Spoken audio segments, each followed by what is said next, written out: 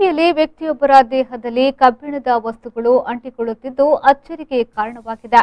ಉಡುಪಿಯ ರಾಮದಾಸ್ ಶೇಟ್ ನಿನ್ನೆ ರಾತ್ರಿ ವಾಟ್ಸ್ಆಪ್ನಲ್ಲಿ ಬಂದ ವಿಡಿಯೋವೊಂದನ್ನು ನೋಡಿ ತಾವು ಪ್ರಯತ್ನ ಮಾಡಿದ್ದಾರೆ. ಈ ವೇಳೆ ಅಚ್ಚರಿಯೊಂದು ಅವರಿಗೆ ಕಾದಿತ್ತು.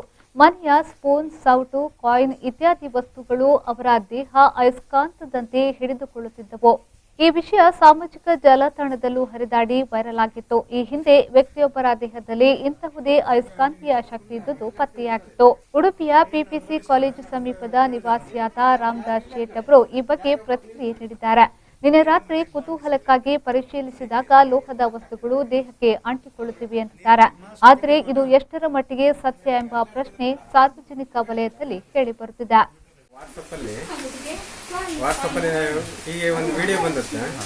ಅದು ನೋಡ್ಕೊಂಡು ಹೀಗೆ ನಾನು ಕೂಡ ಒಂದು ಟೆಸ್ಟ್ ಮಾಡುವ ಆಗತ್ತಾ ನೋಡುವ ಅಂತಕೊಂಡು ನೋಡಿದಷ್ಟೆ. ಮತ್ತೆಂತ ವಿಶೇಷ ಇದರಿಂದ ನನಗೆ ಯಾರಿಗೇನು ತೊಂದರೆ ಆಗ್ಬೇಕಂತ ನೋಡಿದಲ್ಲ.